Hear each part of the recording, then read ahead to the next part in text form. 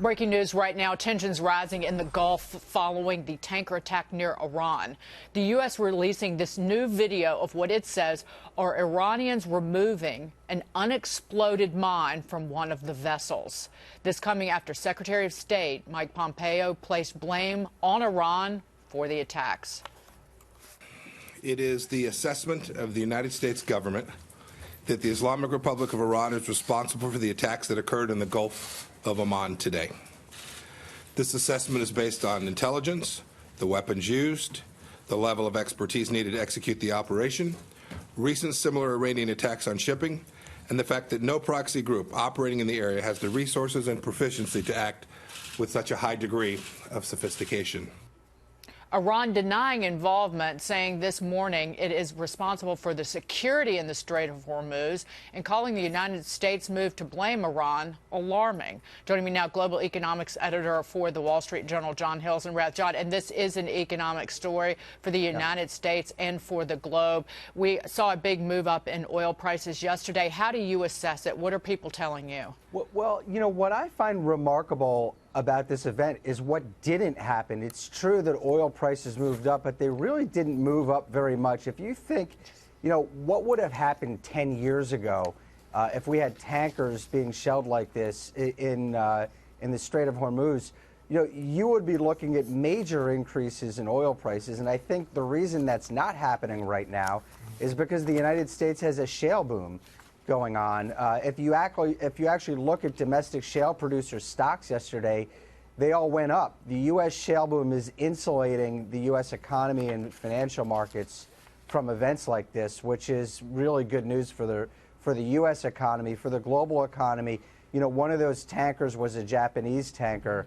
You know, this could be problems for other countries that depend on Gulf oil.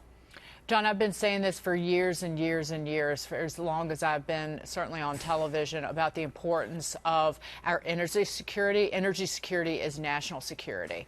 And to basically, the more oil we can produce, we are, again, don't have to worry about a supply disruption, number one, but we also have greater control and power over these nations, these oil-producing nations that hate us, like Iran. Right, and you know, if Iran did this, and that's what Secretary Pompeo said, you know, I don't think all the evidence is in, but if Iran did this, all they're really doing is hurting themselves and hurting other oil producers in the Gulf nations, because, you know, anyone looking for a stable source of oil supply in the world right now, you know, has to be looking at the United States. And you know, when you look at what's going on in Venezuela, the potential for transportation disruptions in the Middle East, the U.S. is a stable distributor. And, you know, I think the United States is still building out its infrastructure. We've got pipeline infrastructure going up there. This is going to make it even easier to ship from the Permian Basin in the months and years ahead. So, you know, again, it's really remarkable to me. I think 10 or 20 years ago, you know, I would be sitting here today saying that this could be the kind of thing that could cause a recession. And today I'm saying, you know, if you look at what happened at 10-year Treasury yields, stock prices, oil prices, it doesn't register on a 1 month or 3 month basis. If you look at charts over 1 or 3 months, you don't even see this event yesterday. We are the world's #1 oil producer. We produce more oil than even Saudi Arabia and Russia, I think, based on the most recent information. And oil is still, even through yesterday's close, is still down in a bear market. It's down more than 21% from the recent high hit in April of this year. That's exactly right. John, I want to move on to tariffs. Hundreds of American companies, including Walmart, Costco, Target, sending a letter to President Trump writing against tariffs.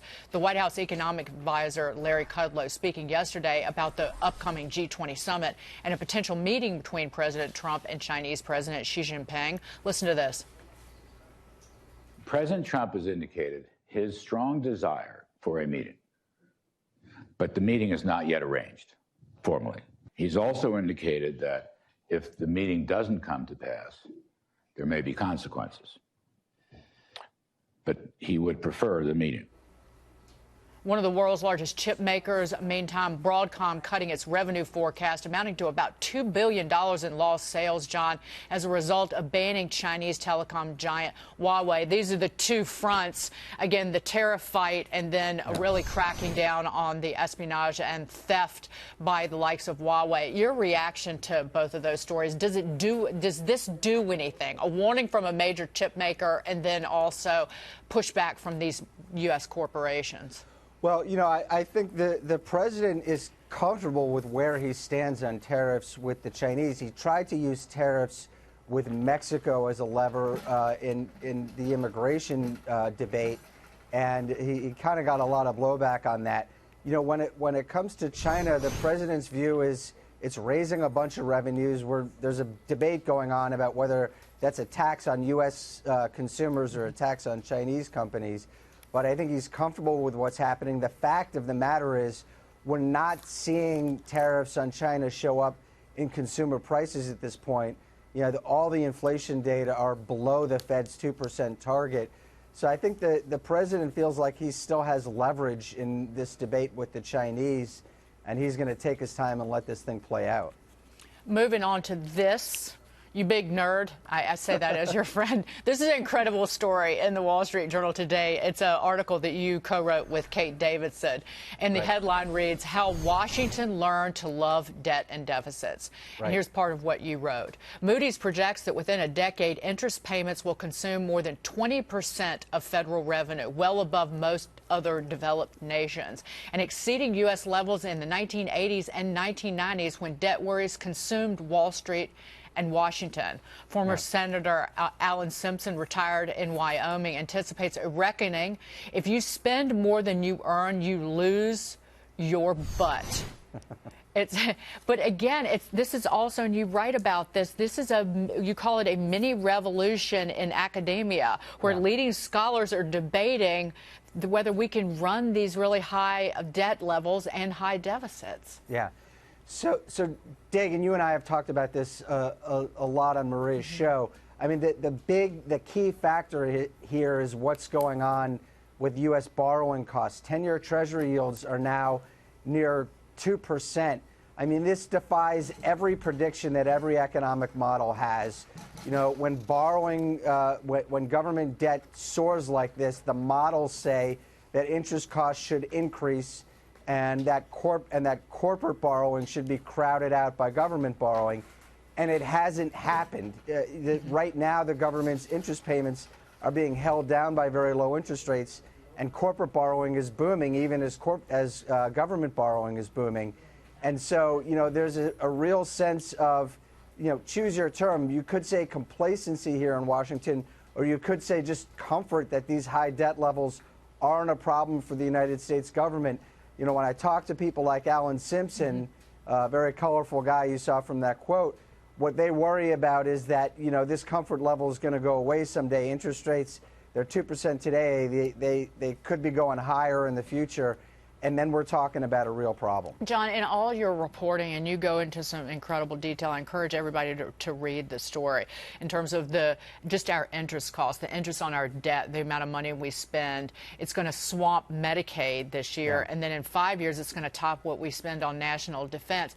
Do people think that this could basically, that longer-term interest rates all of a sudden could snap back, where the government and all those in charge of this federal borrowing are shocked, and there is a global economic shock, if you will? Well, so this is where the debate is going on in academia. What the economists have woken up to is the fact that interest rates have tended to be lower than the economy's growth rate for most of the post-World War II period. Interest rates have consistently defied expectations for that snapback that you talk about. And so the idea in academia is, well, maybe all this debt isn't a problem because the economy keeps growing faster than the interest cost is costing us to manage the rising debt. Well, the worry is that, you know, once you recognize some pattern, like interest rates tend to be low, they defy that expectation and smack you in the face. And so the worry is that interest rates are going to snap back and snap us in the face. But the problem is people have been predicting that for years, and it hasn't happened. I said nerd, but you know what I think of you? You know that I think that, and you are one of the best there is in terms of economics and journalism. So, John, thank you. It was great to see you. Thanks a lot. Appreciate it. John Hilsenrath from the Wall Street Journal.